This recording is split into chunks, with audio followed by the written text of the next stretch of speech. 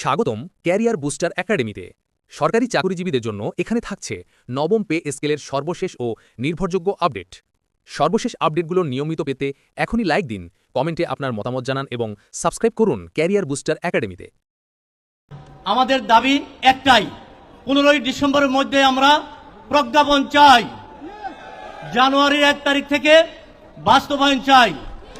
অনেকেই অনেক কথা বলেছেন, খবরের পিছু খবর থাকে।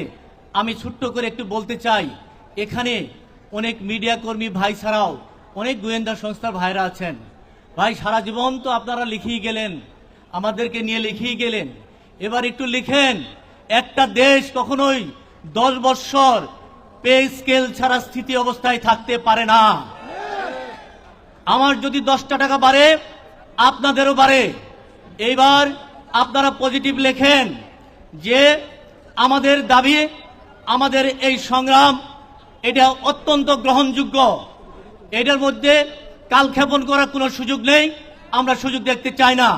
আমরা শুধু দেখতে চাই ঘোষণা, প্রজ্ঞাপন, বাস্তবায়ন।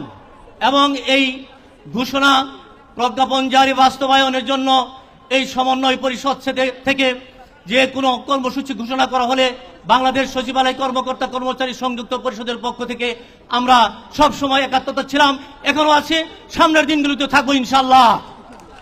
আপনাদের যারা মঞ্চে আছেন তাদেরকে একটি সতর্কবাণী করে দিয়ে যায়, একটা টিপস দিয়ে যায়। অনেক কর্মকর্তা কর্মচারী নেতৃবৃন্দ আছেন যারা দিনের বেলা স্টেজে থাকেন, সন্ধ্যার উপরে রুদ্ধ দুয়ারে বসে আমাদের আন্দোলন বানচাল করার জন্য তারা ষড়যন্ত্র করেন। তারা যদি কেউ থেকে থাকেন, আপনারা কখনোই এই ধরনের স্টেজে, এই ধরনের মঞ্চে, এই ধরনের সমাবেশে আপনারা অংশগ্রহণ করবেন না। আমি জুন মাসের সচিবালয় আন্দোলনে এরকম পরিস্থিতির সম্মুখীন হয়েছি। আমি মবের শিকার হয়েছি, আমি হামলার শিকার হয়েছি। এরপরও কিন্তু সেই অধ্যাদেশ, কালো অধ্যাদেশ জারি করা হয়েছে। অনেক বন্ধু বান্ধবরা সেই কালো অধ্যাদেশকে আপনারা স্বাগত জানিয়েছেন। আমি আল্লাহর দোহাই লাগে সবার সম্মুখে বলতেছি, কর্মচারীদের ক্ষতি হয়, কর্মচারীদের কল্যাণ নেই, এমন কোন জিনিসকে আমরা স্বাগত জানাবো না, স্বাগত জানাবো না। আমরা প্রতিবাদ করব। প্রতিবাদ করে যদি হাসপাতালে 8 দিন ছিলাম, 8 মাসও যদি থাকতে হয় সেখানে থাকবো, কিন্তু আমরা পিছু পা হবো না ইনশাআল্লাহ। ধন্যবাদ সকলকে। আসসালামু আলাইকুম।